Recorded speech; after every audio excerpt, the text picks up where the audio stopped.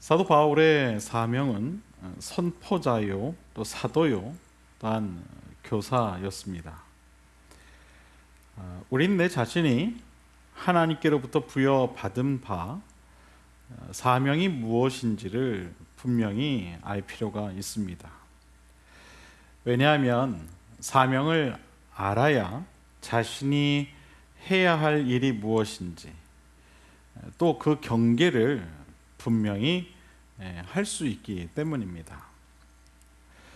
교회에는 하나님께서 허락하신 이 은사를 통한 다양한 사명들이 존재합니다. 교사, 찬양대, 섬김, 전도, 기도 등과 같은 것들이죠. 우리는 이러한 이 다양한 사명들 가운데 내 자신에게 주어진 사명을 분명히 알고 있을 때 서로 간의 다른 역할들을 인정하게 되고 또 서로를 칭찬하게 되는 것입니다. 또한 각기 다른 역할에 대한 선을 넘어서지 않을 수 있게 되는 것이죠. 사도 바울은 자신이 이 복음을 전하는 자로, 즉 선포자로, 또 하나님께서 무리 가운데 보내신 사신으로, 그리고 복음을 가르치는 교사로서 부름을 받았음을 분명히 알고 있었습니다. 그리고 그 역할에 최선을 다했습니다. 오늘 본문이 그것을 우리에게 말하고 있죠. 11절 말씀을 보면 내가 이 복음을 위하여 라고 말하면서 자신의 사명에 대해 이렇게 이야기를 합니다. 선포자와 사도와 교사로 세우심을 입었노라.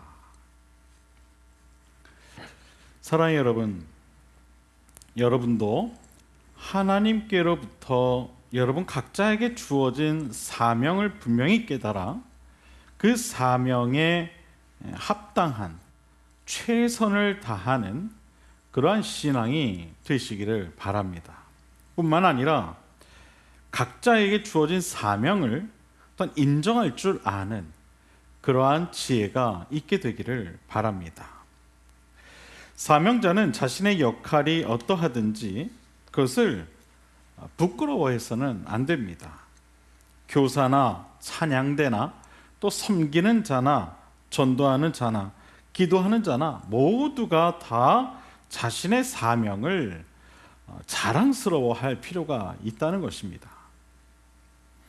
오늘 본문을 보면 사도 바울은 자신의 사명을 부끄러워하지 않는다라고 분명히 말을 하고 있습니다. 여러분, 세상 사람들이 뭐라고 말하든 사명을 부끄러워하지 않을 수 있는 이유는 자신이 하고 있는 그 일이 얼마나 소중하고 또 가치 있는 일인가를 알고 있다는 의미입니다. 하나님께서 맡겨주신 일에는 어떠한 이 높낮이가 없습니다. 어떤 일은 중요하고 또 어떤 일은 중요하지 않은 그런 일이 없다는 말입니다. 내가 교사의 사명을 감당한다고 해서 더 중요하고 내가 어떤 청소와 같은 섬기는 일을 한다고 해서 덜 중요하고 그런 것이 아니라는 말입니다. 하나님의 일은 모두가 소중하고 가치 있는 일입니다. 사도 바울은 하나님의 일을 부끄러워하지 않았습니다. 그리고 자신의 사명이 참으로 소중하고 가치 있는 일이라는 확신을 가지고 있었습니다. 사랑하는 여러분, 여러분도 여러분에게 주어진 사명에 대한 확신을 가지고 주어진 사명을 소중히 여길 수 있게 되기를 주님의 이름으로 부탁을 드립니다. 작은 일이라도 소중하게 여길 때에 하나님께서는 그러한 그 여러분의 손길을 무엇보다도 가치 가치 있고 또한 소중하게 여겨 주실 줄로 믿으시길 바랍니다. 고린도전서 12장 21절 이하를 보면 이런 말씀이 기록되어 있습니다. 눈이 손더러 내가 너를 쓸 데가 없다 하거나 또한 머리가 발더러 내가 너를 쓸 데가 없다 하지 못하리라. 그뿐 아니라 더 약하게 보이는 몸의 지체가 도리어 욕이 나고 우리가 몸에 덜 귀히 여기는 그것들을 더욱 귀한 것들로 입혀주며 우리의 아름답지 못한 지체는 더욱 아름다운 것을 얻느니라. 그런즉 우리의 아름다운 지체는 그럴 필요가 없느니라. 오직 하나님이 몸을 고르게 하여 부족한 지체에게 귀중함을 더하사 몸 가운데서 분쟁이 없고 오직 여러 지체가 서로 같이 돌보게 하셨느니라. 만일 한 지체가 고통을 받으면 모든 지체가 함께 고통을 받고 한 지체가 영광을 얻으면 모든 지체가 함께 즐거워하느니라. 너희는 그리스도의 몸이요 지체의 각 부분이라. 하나님이 교회 중에 몇을 세우셨으니 첫째는 사도요, 둘째는 선지자요, 셋째는 교사요, 그 다음은 능력을 행하는 자요, 그 다음은 병 고치는 은사와 서로 돕는 것과 다스리는 것과 각종 방언을 말하는 것이라. 다 사도이겠느냐? 다 선지자이겠느냐? 다 교사이겠느냐? 다 능력을 행하는 자이겠느냐? 다 병 고치는 은사를 가진 자이겠느냐? 다 방언을 말하는 자이겠느냐? 다 통역하는 자이겠느냐? 아멘. 다양한 모습의 지체들을 인정하고 사랑으로 서로를 살필 줄 아는 신앙이 중요한 것입니다. 어느 것 하나 소중하지 않은 그러한 섬김, 또 그러한 역할이, 또한 그러한 사명이 없다라는 것입니다. 저는 우리 그림교회 모든 성도님들은 주어진 사명에 감사함으로 최선을 다하는 삶을 살아가실 수 있게 되기를 바랍니다. 그리스도인이 살아가면서 이 말씀의 능력을 경험하기 위해 필요한 것이 한 가지가 있습니다.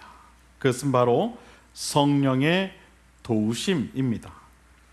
하나님의 말씀의 능력은 인간의 노력으로 성취되는 것이 결코 아닙니다. 오직 성령의 도우심만으로 가능한 것입니다. 주님께서 이러한 사실에 대해 이렇게 말씀을 하셨습니다. 요한복음 14장 26절을 보면 보혜사 곧 아버지께서 내 이름으로 보내실 성령 그가 너희에게 모든 것을 가르치고 내가 너희에게 말한 모든 것을 생각나게 하리라 라고 말씀하시면서 말씀의 능력이 오직 성령의 도우심으로부터 오는 것임을 분명히 말씀하고 있는 것을 볼 수 있습니다. 그리스도인의 삶은 분명 하나님의 말씀으로 살아가는 삶이어야만 합니다. 믿으십니까? 그런데 그러기 위해서는 반드시 이 성령님의 도우심이 필요하다는 것입니다. 오늘날 왜 그토록 많은 그리스도인들이 하나님의 말씀의 능력을 경험하지 못하는 걸까요? 그것은 바로 성령의 도우심을 그들이 갈망하지 않기 때문입니다.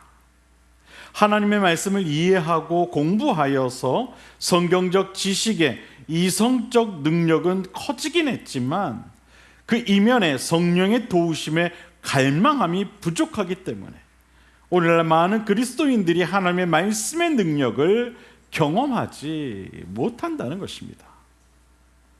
그렇다면 우리는 어떻게 해야 성령의 도우심을 받을 수 있을까요? 이것에 대해 주님께서는 이렇게 말씀을 하셨죠. 누가복음 11장 13절을 보면 이런 말씀이 기록되어 있습니다. 너희가 악할지라도 좋은 것을 자식에게 줄 알거든 하물며 너희 하늘 아버지께서 구하는 자에게 성령을 주시지 않겠느냐 하시니라. 여러분 주님께서 뭐라고 말씀하셨습니까? 구하는 구하는 자에게 무엇을 주신다고요? 성령을 주시지 않겠느냐라고 말씀하고 있는 것을 볼 수가 있습니다. 이 말씀은 무슨 이야기입니까, 여러분? 구하면 어떻게 하신다는 겁니까? 성령을 너희에게 줄 것이다. 성령을 줄 것이다. 구하는 자에게. 여기서 이 구하다라는 말의 뜻은 이렇습니다. 무언가를 원한다고 말하는 것, 혹은 부탁하는 것, 요구하는 것과 같은 그런 의미가 있는 말이죠. 그것이 구한다라는 말의 의미입니다. 원하는 것을 말하는 것, 부탁하는 것, 요구하는 것. 그러니까 성령을 어떻게 해야 된다는 겁니까, 여러분? 원한다라고 말해야 된다는 거예요. 성령을 부어달라고 어떻게 해야 된다는 겁니까, 여러분? 부탁해야 한다는 거예요. 하나님께 요구해야 한다는 거예요. 하나님께서는 성령을 이처럼 요구하는 자에게는 그 성령을 선물로 주시겠다라고 말씀하고 있는 것입니다. 그렇다면 우리가 하나님께 무언가를 요구하려면 어떻게 해야 할까요? 답은 기도에 있습니다. 기도는 하나님과의 소통의 가장 좋은 통로인 줄로 믿습니다. 우리는 기도를 통해 하나님의 요구와 하나님의 뜻을 소통할 수가 있습니다. 다시 말해서 우리가 성령을 얻고자 한다면 먼저 어떻게 해야 된다는 겁니까, 여러분? 기도해야 한다는 거예요. 하나님, 나에게 성령을 허락해 주옵소서. 할렐루야. 성령을 원하는 기도를 드려야 된다는 거예요. 내 마음 가운데 성령 하나님 임재하여 주시옵소서. 나의 삶을 주장하여 주옵소서. 오시옵소서. 오셔서 내 안에 주인이 되어 주시옵소서. 그럴 때 하나님께서는 우리의 기도를 들으시고 우리의 구하는 기도의 응답으로 성령의 선물을 허락해 주시는 것입니다. 사도 바울은 오늘 성경을 통해 이렇게 말을 합니다. 너는 그리스도 예수 안에 있는 믿음과 사랑으로서 내게 들은 바 바른 말을 본받아 지키고 우리 안에 거하시는 성령으로 말미암아 내게 부탁한 아름다운 것을 지키라. 그리스도인은 하나님의 말씀을 지킬 때에 그 모습이 가장 아름다울 수 있는 법입니다. 그래서 사도 바울은 이 사실을 알고 있기에 오늘 본문에 이렇게 기록하고 있는 것입니다. 내게 들은 바 바른 말을 본받아 지키고 성령으로 말미암아 내게 부탁한 아름다운 것을 지키라. 지키라. 아름다운 것을 지키라. 사랑하는 여러분, 우리 모두는 하나님의 자녀들입니다. 그렇다면 하나님의 자녀에게 합당하고도 아름다운 모습으로 살아야 합니다. 바라기는 성령의 도우심을 따라 하나님의 말씀을 지키며 살아가는 삶을 통해 하나님의 자녀에 합당한 참된 그리스도인들이 다 되실 수 있게 되기를 주님의 이름으로 부탁을 드립니다.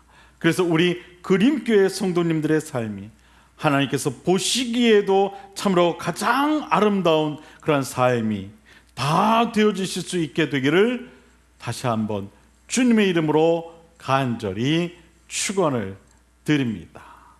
기도하겠습니다.